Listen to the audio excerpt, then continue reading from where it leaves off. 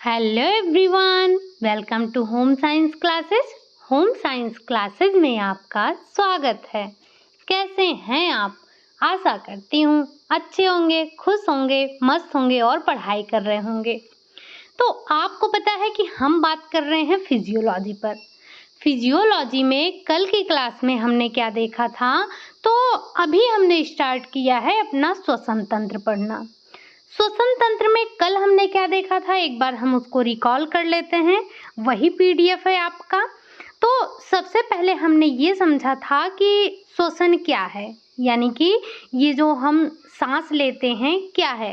तो साधारण अगर शब्दों में देखा जाए, अगर हम एक सिंपल सी भाषा में अगर इसको समझें कि सांस क्या है, तो कार्बन डाइऑक्साइड गैस का बाहर निकालना और ऑक्सीजन को अंदर ग्रहण करने की जो क्रिया होती है, यही श्वसन क्रिया कहलाती है। हमने देखा था कि किस तरह से हम कार्बन डाइऑक्साइड को बाहर निकालते हैं और जो हमारा ऑक्सीजन है उसको अंदर ग्रहण करते हैं। हमने इसके लिए एक प्रोसेस देखा था कि किस तरह से होते हुए ये जो ऑक्सीजन है वो हमारे फेफड़े तक पहुंचता है, फेफड़ों से यानी कि हमारे शरीर में कैसे पहुंचता है। सबसे पहले तो हमने ये समझा कि ये जो मानव श्वसन तंत्र है, इस श्वसन तंत्र में कौन कौन से अंग हैं। तो आपने देखा था नासापथ की चर्चा की थी हमने, ग्रसनी है, इसी में श्वसनी है, प्राथमिक श्वसनी, द्वितीयक श्वसनी, तृतीयक श्वसनी, इन सब के बारे में कल हमने बात की थी। और हमने ये देखा था कि जो हमारी गैस, जो हमारा ऑक्सीजन है, किस तरह से वो बाह्य नासा छिद्र से प्रवेश करता है, नासापथ से होते हुए ग्रसनी, ग्रसनी से लैरिंग्स, लैरिंग्स से श्वसनी, श्वसनी से प्राथमिक श्वसनी, द्वितीयक श्वसनी, तृतीयक श्वसनी, फिर श्वसनिकाओं में जाता है, उसके बाद कूपिका में जाता है, फिर रक्त में मिलता है। और आपको पता है कि रक्त हमारे पूरे शरीर में प्रवाहित हो रहा है, तो ये रक्त से मिलकर हमारे शरीर के विभिन्न अंगों में जाता है और अपना कार्य करता है। जिस तरह से आपने देखा कि जो हमारा ऑक्सीजन था, जिस तरह से आपने ऑक्सीजन को देखा कि ये बाह्य नासा द्वार से प्रवेश कर रहा था, उसी तरह से जो कार्बन डाइऑक्साइड हमारे ब्लड में घुल गया है, वो कैसे निकलता है। तो वो कार्बन डाइऑक्साइड, ये आप देख रहे होंगे, ये रक्त से कूपिका में आता है, कूपिका से श्वसनियों में आता है, श्वसनियों से तृतीयक श्वसनी में, द्वितीयक श्वसनी में, प्राथमिक श्वसनी में, श्वसनी में, फिर लैरिंग्स में, लैरिंग्स से ये ग्रसनी में आता है, ग्रसनी से ये नासापथ में आता है और नासापथ से ये होते हुए बाहर जो हमारा नाक छिद्र है वहाँ से ये बाहर निकल जाता है। तो जिस रास्ते से पकड़कर हमारा O2 आता है, यानी कि जिस रास्ते को पकड़कर ये ऑक्सीजन आता है हमारे शरीर में, उसी रास्ते को पकड़कर ये कार्बन डाइऑक्साइड हमारे शरीर से बाहर जाता है। ये कल आपने समझा था। उसके बाद हमने चर्चा की थी कि जो हमारे शरीर में श्वसन अंग हैं, जो श्वसन अंग की संरचना है, हमने उसके बारे में बात किया था। सबसे पहले हमने देखा था नाक व नासा मार्ग के बारे में। नाक और नासा मार्ग क्या है, ये किस तरह से कार्य करता है। तो आपको पता है कि ये जो हमारा नाक है, ये हमारे यहीं पर जो हमारी वायु है वो छनती किसके सहारे से है। तो जो हमारे नाक में छोटे छोटे बाल होते हैं, उन्हीं बालों से छन कर वायु, जो इसके धूल कण होते हैं, जो भी कण होते हैं, ये सारे के सारे छन कर प्रवेश कर जाते हैं। साथ ही साथ हमने बाह्य और आंतरिक नासा की बात की थी, नासा छिद्र की या नाक की बात की थी। फिर हमने ग्रसनी की बात की थी, यानी कि फेरिंग्स क्या हैं, हमने इनके बारे में चर्चा किया था। और इस ग्रसनी का नाम जब आपने पाचन तंत्र पढ़ा था तो वहां पर भी सुना था, ठीक। फिर उसके बाद हमने बात किया ये लैरिंग्स के बारे में। लैरिंग्स क्या है, इसमें आपको याद हो तो कल हमने बात किया था, जो लैरिंग्स है हमारा, उसमें 4 उपास्थियां पाई जाती हैं। अब ये 4 उपास्थियां कौन सी हैं, जरा इनको ध्यान रखिएगा। एक तो हो जाता है आपका थायराइड उपास्थि, एक क्या होता है, एक होता है आपका थायराइड उपास्थि, एक होता है आपका क्रिकोनॉइड उपास्थि और 2 आपके होते हैं एरिटिनॉइड उपास्थि होते हैं। और ये चारों की चारों उपास्थियां जो हैं, जिन चारों उपास्थियों का नाम आपने सुना, ये चारों की चारों उपास्थियां हाइलिन प्रकार की उपास्थि से जुड़ी होती हैं। ठीक, फिर आगे हमने लैरिंग्स के कार्य देखे थे। हालांकि हमारी चर्चा उसके बाद श्वसनी पर हुई थी, बस उसके बाद हमने कहा था कि कल हम बात करेंगे फेफड़े पे। तो आज की जो हमारी बातचीत होने वाली है, जो आज हम समझने वाले हैं, वो समझने वाले हैं अपने लंग्स के बारे में। जो हमारे फेफड़े हैं वो कैसे कार्य करते हैं और क्या कार्य करते हैं, इनकी स्थिति क्या होती है, परिस्थिति क्या होती है, इनके थोड़े रूप रंग पर हम चर्चा करने वाले हैं। तो सबसे पहले आपको ये पता होना चाहिए कि फेफड़ा किस रंग का होता है, ये किस तरह का होता है, कहाँ पर इसकी स्थिति होती है। तो अगर हम सबसे पहले फेफड़े की बात करें तो ये जो हमारा फेफड़ा है, ये वृक्ष में एक जोड़ी गुलाबी रंग के फेफड़े उपस्थित होते हैं। एक जोड़ी का मतलब क्या हो गया, अगर आपसे जोड़ी में पूछा जाए तो एक जोड़ी, अदरवाइज हमारे शरीर में कितने फेफड़े हैं, 2 फेफड़े हैं, लेफ्ट राइट। ठीक, तो जो एक दाहिनी ओर उपस्थित होता है और दूसरा बाईं ओर उपस्थित होता है।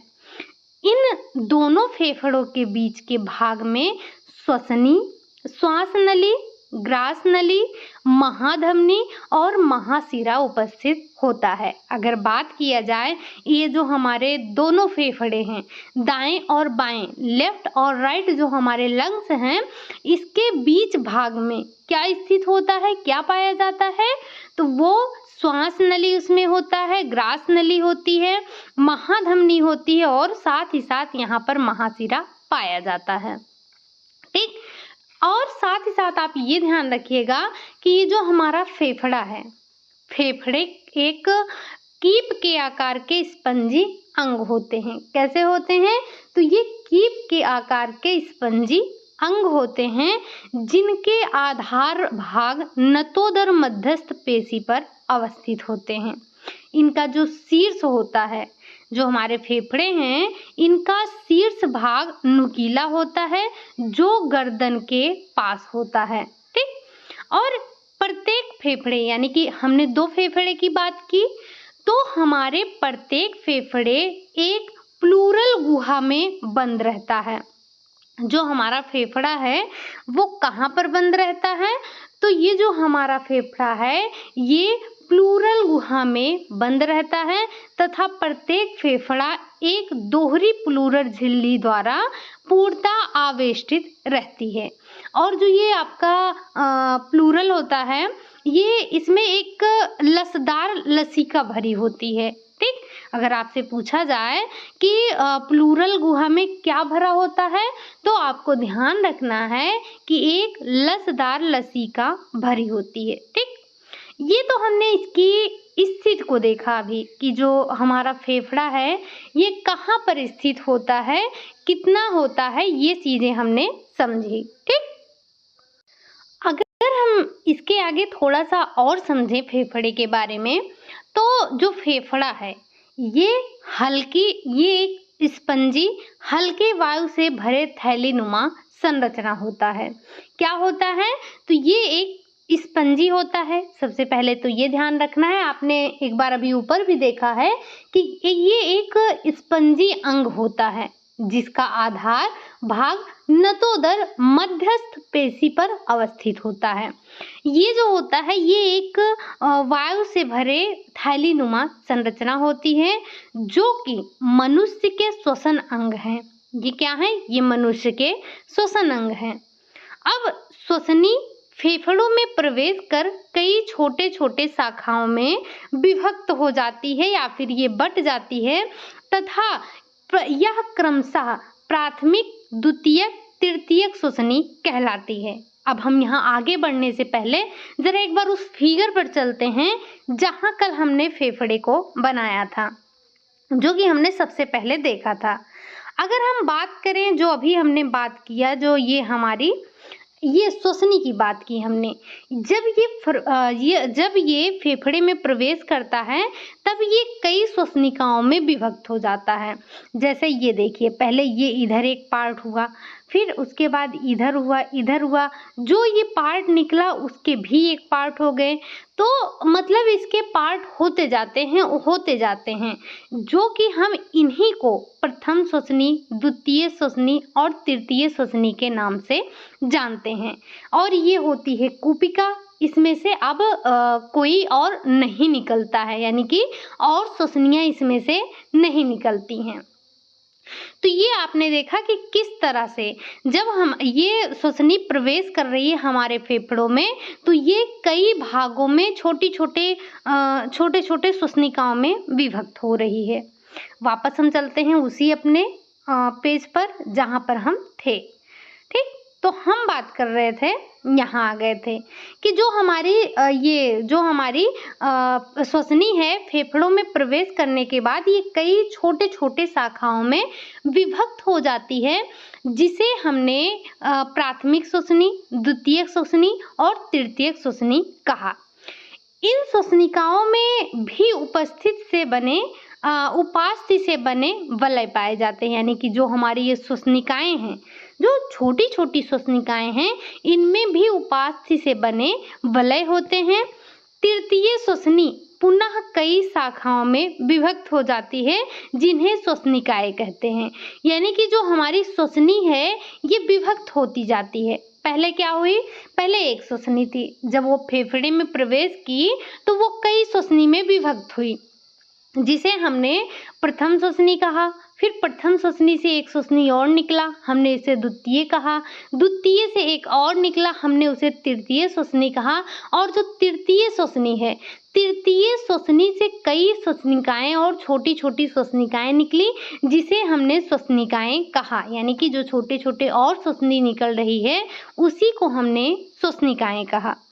इन श्वसनिकाओं के अंतिम सिरों पर कोशिकाएं पाई जाती हैं, जो हमारे फेफड़ों की इकाई हैं। तो जो ये श्वसनिकाएं होती हैं, जो इनका अंतिम सिरा होता है, अंतिम सिरे पर कोशिकाएं पाई जाती हैं, जो हमारे फेफड़े की इकाई हैं। मनुष्य के शरीर में 2 फेफड़े पाए जाते हैं। आपने देखा अभी एक लेफ्ट और एक राइट था। तो हमारे शरीर में 2 फेफड़े हैं, या हम बोले कि एक जोड़ी फेफड़ा है। तो जो 2 फेफड़े हैं वो कौन कौन से हैं? एक तो आपका है राइट और एक है आपका लेफ्ट। राइट यानी कि दायां, लेफ्ट यानी कि बायां। अब जरा हम ये समझते हैं कि ये जो हमारे दाएं और बाएं फेफड़े हैं ये क्या हैं। तो सबसे पहले अगर हम बात करें दाएं फेफड़े और बाएं फेफड़े, यानी कि जो हमारा राइट लंग है और जो हमारा लेफ्ट लंग्स है, इनमें क्या क्या आपको समानताएं यानी कि क्या चीज़ें ध्यान रखनी है। सबसे पहले इसमें आपको ध्यान रखनी है कि जो हमारा राइट लंग्स है, यानी कि जो हमारा दायां फेफड़ा है, उसमें 3 पालियां पाई जाती हैं। वहीं अगर हम बात करें कि लेफ्ट लंग्स की, तो इसमें 2 पालियां पाई जाती हैं। जो हमारा राइट फेफड़ा होता है वो बड़ा होता है, और जो हमारा लेफ्ट फेफड़ा है ये आकार में छोटा होता है। अब छोटे बड़े का मतलब ये नहीं कि एक जो होगा वो 5 सेंटीमीटर का होगा, दूसरा 1 सेंटीमीटर का होगा। थोड़ा डिफरेंस पाया जाता है। जैसे अगर आप ध्यान दें तो हमारे पूरे शरीर के अगर आप आधे आधे टुकड़े कर देंगे, तो अगर आप बीच से जैसे आप बीच से मांग खोलते हैं, वहां से अगर आप अपने शरीर को आधे आधे पार्ट में कर देंगे, तो आप देखेंगे आपका एक पार्ट जो है, यानी कि जो लेफ्ट और राइट पार्ट है, दोनों में आपको डिफरेंस देखने को मिलेगा। अगर आपके पास आईना है तो जाइए आप देखिए, आपको अपनी आंखों में ही डिफरेंस देखने को मिलेगा। आपके जो राइट आईज हैं उनमें, और जो लेफ्ट वाले आपके आईज हैं उनमें, यानी कि जो आपका दायां और बायां भाग है, इन दोनों में कुछ न कुछ आपको डिफरेंस देखने को मिलता है। अब अगर हम बात करें जो हमारा फेफड़ा है, जो हमारा दायां फेफड़ा है, वो आकार में बड़ा होता है अपेक्षा बाएं फेफड़े के। तो बायां फेफड़ा छोटा होता है। अगर हम इनके वजन की भी बात कर लें तो जो हमारा दाएं फेफड़े का वजन है वो है 700 ग्राम लगभग। अगर हम बात करें बाएं फेफड़े की तो बाएं फेफड़े का वजन है हमारा लगभग 600 ग्राम। ठीक, तो दाएं और बाएं का आपने वजन भी देख लिया। साथ ही साथ आप एक पॉइंट और ध्यान रखिएगा कि जो हमारा दायां फेफड़ा है इसमें कार्डियक खांच नहीं पाया जाता है, लेकिन अगर हम बात करें बाएं फेफड़े की तो बाएं फेफड़े में कार्डियक खांच पाया जाता है। यानी कि आपको ध्यान रखना है कि ये जो कार्डियक खांच है किसमें पाया जाता है और किसमें नहीं पाया जाता है। यानी कि लेफ्ट में नहीं पाया जाता है, राइट में नहीं पाया जाता है, लेफ्ट में पाया जाता है। ठीक, ये आपने थोड़ा सा डिफरेंस समझा किसके बारे में, जो हमारे दाहिना फेफड़ा है, जो हमारा बायां फेफड़ा है। ठीक, अब हम अगर बात करें तो आपको फेफड़े के कार्य समझना है, लेकिन इन्हीं जो कोशिकाओं की सतह से रक्त के साथ गैसीय विनिमय होता है। एक पॉइंट आप ये भी ध्यान रखिएगा कि ये जो कोशिकाएं हैं इन्हीं कोशिकाओं की सतह से रक्त का विनिमय होता है। अर्थ क्या हुआ कि गैसों का आदान प्रदान होता है, कार्बन डाइऑक्साइड का निकलना और ऑक्सीजन का हमारे शरीर में प्रवेश करना। ठीक, ये हमने देखा फेफड़े के बारे में। अब जरा हम एक दो पॉइंट ये भी देख लें कि ये जो हमारा फेफड़ा है, हमारा जो फेफड़ा है ये कार्य क्या करता है, इसके कार्य क्या हैं, क्या ये बिना कार्य के ही हमारे शरीर में है? वैसे आपको पता है कि हमारे शरीर का कोई भी अंग हो, कोई भी छोटा सा छोटा और बड़ा सा बड़ा, कोई भी अंग हमारे लिए फालतू का नहीं है। जैसे अभी आपने देखा बहुत सारे लोग होते हैं जो अपने नाक के बाल को काट देते हैं, उनको लगता है कि ये बेवजह है। अभी अभी आपने देखा कि जो हमारे नाक के बाल होते हैं वो क्या करते हैं, मतलब कितना इनकी हमारे ऑक्सीजन यानी कि हमारे शरीर में ऑक्सीजन जाने की कितनी महत्वपूर्ण भूमिका होती है, जो हमारे वायुमंडल में प्रदूषण है, यानी कि जो हमारे वायुमंडल में धूल मिट्टी कण हैं जो कि हमारे शरीर में जाते हैं उनको जाने से रोकता है ये छोटे छोटे बाल ही। अब हम बात कर लेते हैं फेफड़ों के कार्य के बारे में कि फेफड़े का क्या कार्य होता है। ठीक, अगर अब हम इनके कार्य की बात करें तो सबसे पहला कार्य आप ध्यान रखेंगे कि ये यानी कि जो फेफड़ा है रक्त को ऑक्सीजन से युक्त करता है, मतलब ऑक्सीजन से संयुक्त करता है और कार्बन डाइऑक्साइड जैसे विकार युक्त गैसों को विमुक्त करता है।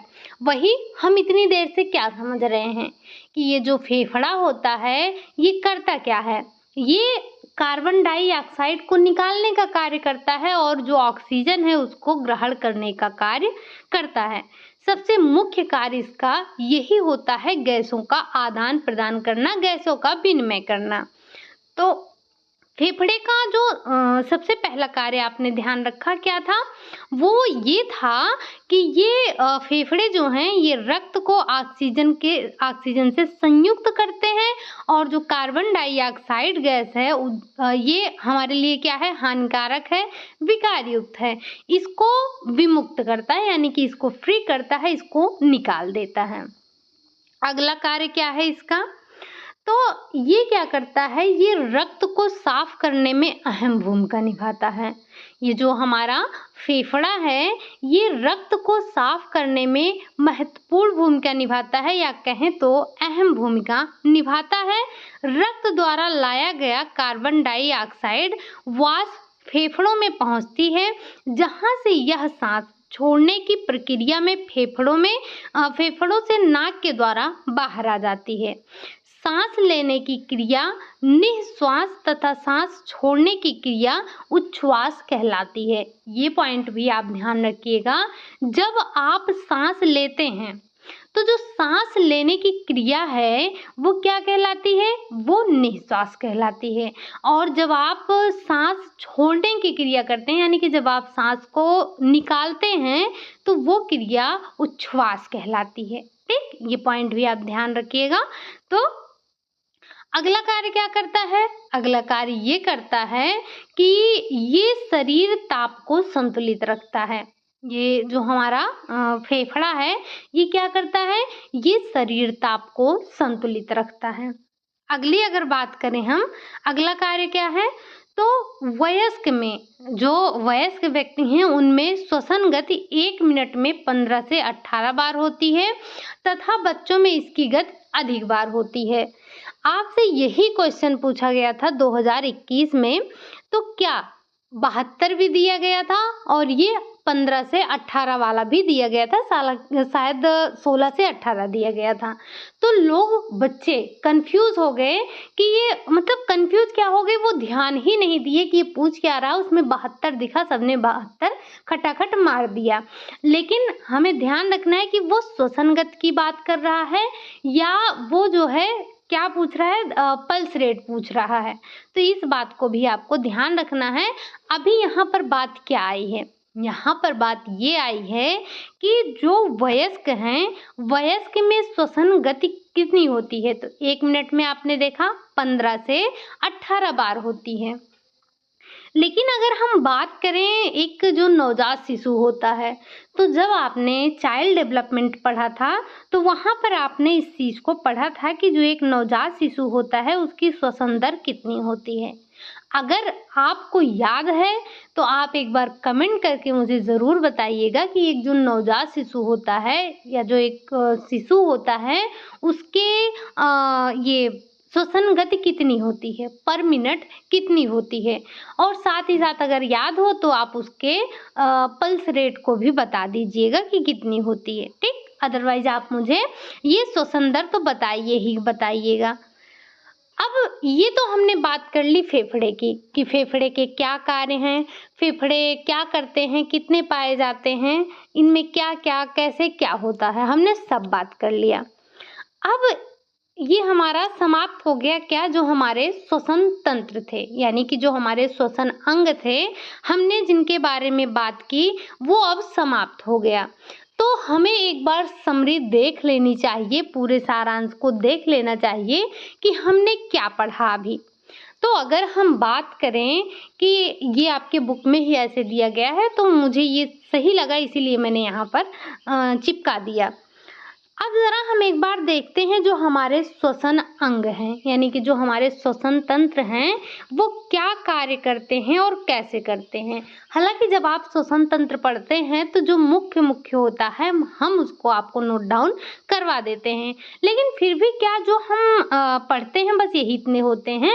नहीं, कुछ छोटे छोटे पार्ट और भी होते हैं। तो अगर कुछ यहाँ पर आपको वहाँ पर छूट जाता है तो यहाँ पर आपको मिल जाता है, या फिर जैसे 1-2 पॉइंट रहता है तो यहाँ पर आपको मिल जाता है। अब हम सबसे पहले बात कर लेते हैं कि जो हमारे श्वसन तंत्र हैं, श्वसन तंत्र के जो अंग हैं, बेसिकली हम अंग की बात कर रहे हैं, हम अंग ही समझ रहे हैं, तो उनकी संरचना कैसे होती है और ये कार्य क्या करते हैं, हम मोटे तौर पर इसको समझ लेते हैं। सबसे पहले हमने बात की थी नासा छिद्र की। आपको पता है कि मानव शरीर में क्या होते हैं, जो श्वसन हमारा अंग है उसमें सबसे पहले हम नासा छिद्र की बात करेंगे तो 2 नासा छिद्र होते हैं। आपने इसको देखा था, ये क्या होते हैं, जो हमारी ये आंतरिक नाक है, आंतरिक नाक में एक श्लेष्मिक कला का एक अस्तर होता है, नीचे की तरफ आपने देखा था 2 छिद्र होते हैं जिसे हम नासा छिद्र कहते हैं और जिसमें बाल उगे होते हैं। हाँ, अब आप समझ पा रहे होंगे कि हम किस छिद्र की बात कर रहे हैं। तो जो हमारे ये नासा छिद्र होते हैं इसमें बाल उगे होते हैं। जैसे ही जो वायुमंडल है, वायुमंडल से वायु नासा छिद्र में पहुंचती है तो यहाँ पर वायु जो हमारे छोटे छोटे बाल होते हैं उनके द्वारा ये छान लिया जाता है और जो भी धूल कण हो गए, ये सारी चीज़ें हमारे इन्हीं नाक के बालों में फंस जाती हैं और फिर ये क्या होती हैं और इसके बाद जो हमारा वायु है ये हमारे श्लेष्मक झिल्ली के संपर्क में आ जाता है और जो यहाँ पर कीटाणु होते हैं, जो हानिकारक जीवाणु होते हैं, जो भी वायरस होते हैं, इनका यहाँ पर नाश हो जाता है। तो ये इतना कार्य करता है। क्या करता है? जो नासा छिद्र है, मतलब इसका मुख्य कार्य क्या है? श्वसन तंत्र का, इसे आप द्वार कहेंगे, लेकिन आपने देखा कि जो ये नासा छिद्र होते हैं इसी में बाल पाए जाते हैं और ये बाल जो होते हैं ये हमारे जो हम वायु ग्रहण करते हैं उसमें जो भी धूल के कण होते हैं उनको ये छान लेता है। और जो श्लेष्मिक झिल्ली है वो, यानी कि जो श्लेष्मिक कला है वो क्या करती है? वो जो भी हानिकारक जीवाणु, बैक्टीरिया, ये सारी चीजें हैं उनका ये नाश कर देती है। अगली बात करें हम नासा गुहा की, तो नासा गुहा, इसे हम थोड़ा सा जूम कर दें, शायद आपको ज्यादा अच्छे से दिख पाए। ठीक, तो ये जो नासा गुहा है, हम दूसरी बात कर रहे हैं नासा गुहा की। तो इसमें एक मीडियम सेप्टम होता है तथा 3 टर्मिनेट्स सेप्टा एवं गुहा का निर्माण करते हैं। ये क्या करते हैं? तो इसमें एक मीडियम सेप्टम होता है तथा 3 टर्मिनेट्स सेप्टा एवं गुहा का ये निर्माण करते हैं। इनका कार्य क्या होता है? तो वही इनका ये जो वातावरण की वायु है, ये वातावरण की वायु को आवश्यकता अनुसार आर्द्र या फिर गर्म करना और धूल कणों को हवा से अलग करना। वही जो अभी आपने देखा कि जो ये नाक के बाल होते हैं वो किस तरह से छानते हैं, और यहीं पर आपने देखा कि जो वायु है हमारी वो आवश्यकता अनुसार यहीं पर गर्म होती है और यहीं पर ठंडी भी होती है। यानी कि अगर हमारे शरीर को आवश्यकता है ठंडे वायु की तो ये ठंडा करता है, अगर जो है ये गर्म है तो इसे आर्द्र बनाता है। कहने का मतलब ये है कि जिस तरह से ये हमारी आवश्यकता के अनुसार वायु को बना लेता है, जिससे इसके कार्य करने से ऐसे होता है कि जो हमारे कोमल अंग हैं उनको क्षति ना पहुंचे, उनकी हानि ना हो। अगली बात जो हम करेंगे वो करेंगे नैसोफैरिंग्स की। अब ये नैसोफैरिंग्स क्या है? तो ये नाक और मुख गुहा के बीच का जंक्शन होता है। अगर हम बात करें ये जो हमारा नैसोफैरिंग्स है ये क्या होता है? तो ये नाक और मुख गुहा के बीच का जंक्शन होता है। होता क्या है? इसका कार्य क्या होता है? तो हवा को श्वास नली की ओर भेजना। ये जो हमारा नैसोफैरिंग्स होता है इसका कार्य होता है कि हवा को ये श्वास नली की ओर भेजे। ठीक, अगली बात हम करेंगे लैरिंग्स की।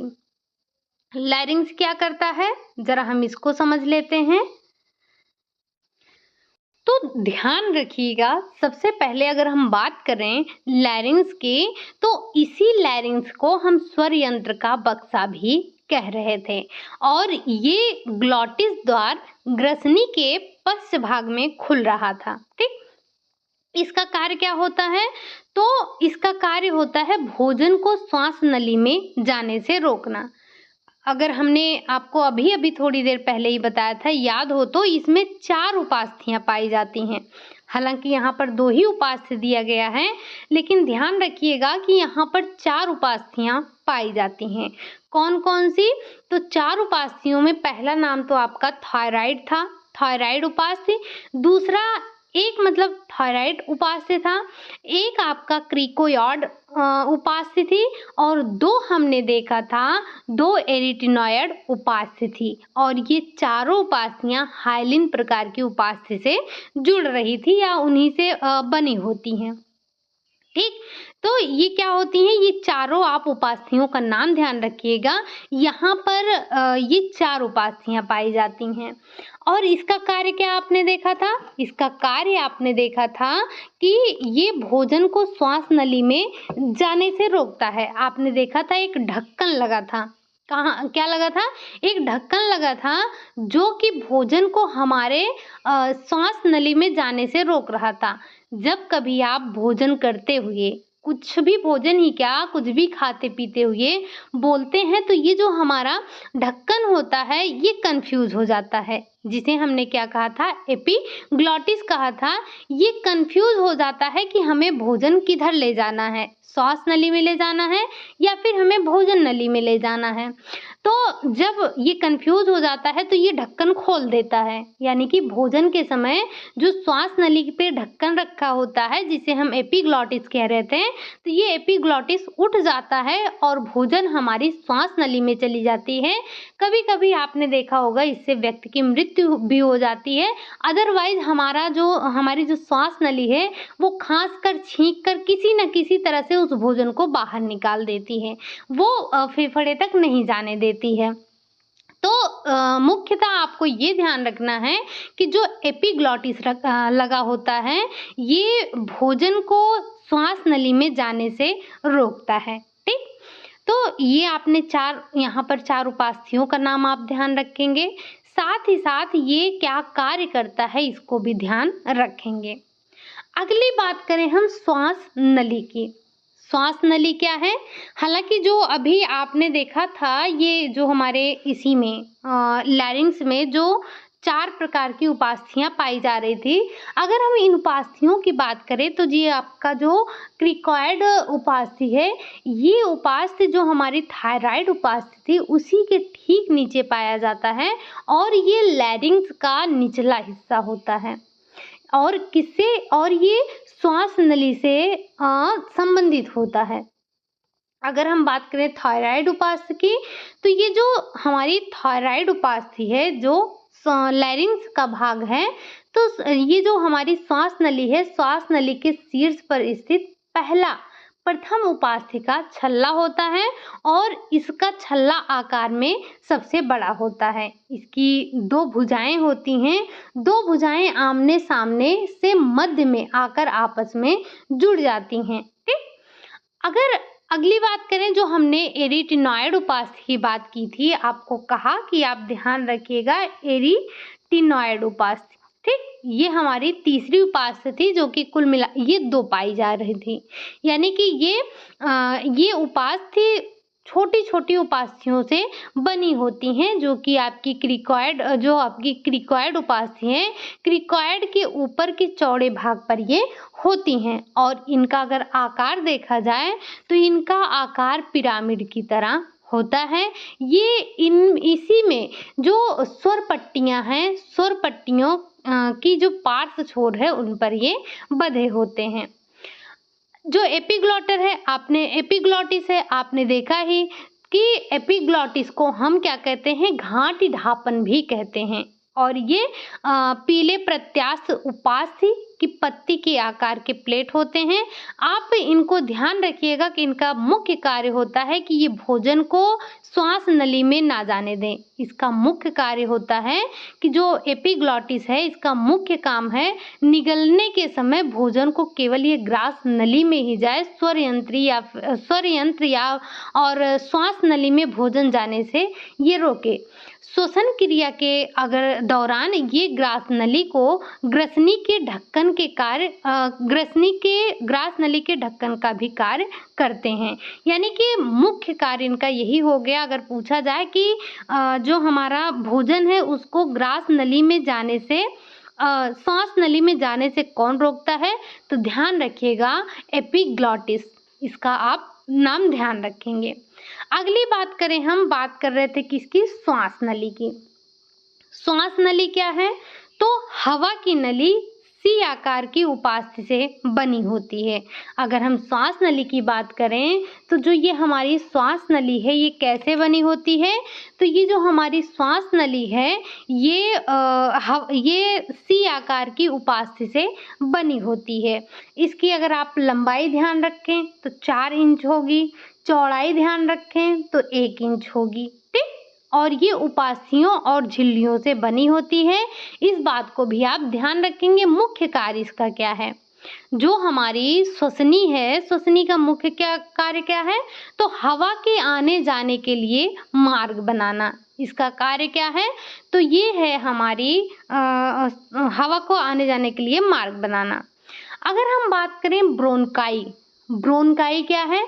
तो ये भी हमारे श्वास नली में ही यानी कि हमारे श्वसन तंत्र का पार्ट है। तो ये क्या होता है? ये ब्रोंकाई जो होता है ये बायां ब्रोंकाई, इसके 2 भाग होते हैं और जो हमारा दायां ब्रोंकाई है इसके 3 भाग होते हैं। बाएं ब्रोंकाई के 2 भाग होते हैं और दाएं ब्रोंकाई के 3 भाग होते हैं। बस आप ऐसे ही ध्यान रखिएगा। और ये भी उपास्थियों से बने होते हैं। ये भी हवा के आने जाने का मार्ग। कहने का मतलब अगर आपने श्वसनी पढ़ लिया तो बस ब्रोंकाई भी आपको समझ में आ गई। श्वसनी और ब्रोंकाई आप साथ में ध्यान रखिएगा। ये दोनों के दोनों ही हवा के आने जाने का मार्ग जो है बनाते हैं, इसीलिए आपको ब्रोंकाई नहीं पढ़ाया गया था। अब थोड़े से और आपके बचे हैं। क्या है वो है आपका अगला पार्ट है ब्रोंकियोल्स। अब ये ब्रोंकियोल्स क्या है? तो ये इसमें आपको ध्यान रखना है कि ये भी हवा के आने जाने का ही मार्ग प्रशस्त करता है या फिर मार्ग बनाता है। जैसा कि आपने पहले देखा ब्रोंकाई और आपने क्या देखा श्वसनी में। तो ये श्वसनी के एक प्रकार से कह लें उन्हीं के सहायक होते हैं या उन्हीं की जैसे ये भी कार्य करते हैं। अगला है फेफड़ा, जिसकी चर्चा हमने आज की। क्या कि फेफड़ा क्या कार्य करता है? अभी अभी आपने समझा फेफड़े के बारे में। हालांकि आज हमने बस यही एक पढ़ा कि फेफड़ा क्या है, फेफड़ा क्या कार्य करता है। तो अगर आप बात करें फेफड़े की तो फेफड़ा 2 है, एक आपका दायां फेफड़ा और बायां फेफड़ा।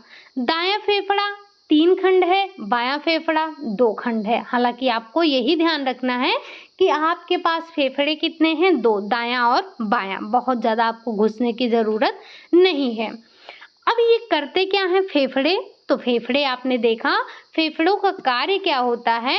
तो ये ऑक्सीजन तथा कार्बन डाइऑक्साइड गैस का आदान प्रदान करते हैं। क्या करते हैं? इनका कार्य होता है कि ये जो है ऑक्सीजन और कार्बन डाइऑक्साइड का गैसों का आदान प्रदान करें।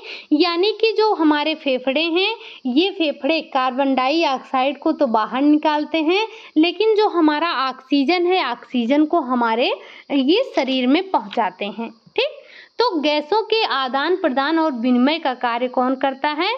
वो करते हैं हमारे फेफड़े। फिर हमने और भी कार्य देखे कि ये किस तरह से, तो रक्त को साफ करने में भी ये अहम भूमिका निभा रहा था, साथ ही साथ शरीर के ताप को संतुलित कर रहा था। एक ही क्वेश्चन है आज आपका कि बच्चे की श्वसन दर कितनी होती है? एक बार कमेंट करके जरूर बताइएगा। ठीक, तो आज के लिए हम यही रखेंगे। कल हमारी होगी इसकी लास्ट क्लास, जिसमें हम चर्चा करेंगे श्वसन की क्रिया विधि के बारे में।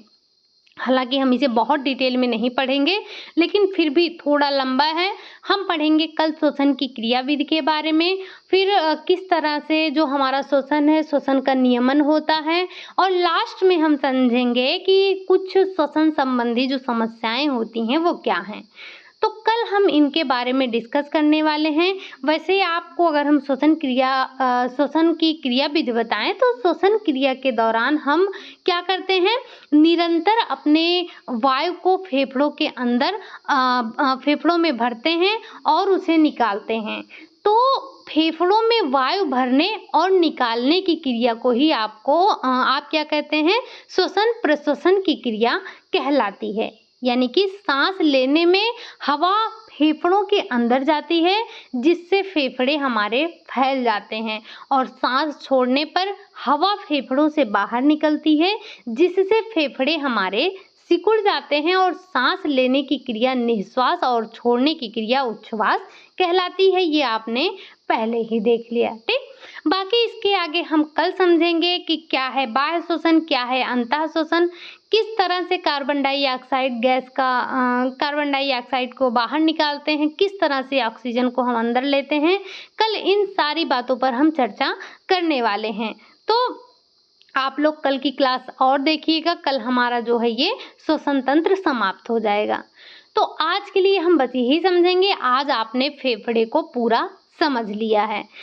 आपसे एक रिक्वेस्ट है कि आप जो भी यहाँ पर जो थ्योरी की क्लास पढ़ते हैं, आपके पास अगर कोई प्रैक्टिस सेट है तो जो फिजियोलॉजी से संबंधित जो भी आपको प्रश्न मिलते हैं उनको सॉल्व करने की कोशिश किया कीजिए। ठीक, या फिर आपके पास यूथ होगा तो यूथ में तो टॉपिक वाइज दिया गया है। अगर आपके पास यूथ है तो आप टॉपिक वाइज वहाँ से देख सकते हैं, आप प्रैक्टिस कर सकते हैं। चलिए फिर आज के लिए हम यही इतना रखते हैं। क्लास आपको कैसी लगी? अगर अच्छी लगी हो तो लाइक कर दीजिएगा, चैनल को सब्सक्राइब भी कर लीजिएगा, साथ ही साथ कमेंट ज़रूर कीजिएगा। मिलते हैं नेक्स्ट क्लास में, तब तक के लिए बाय बाय, टेक केयर।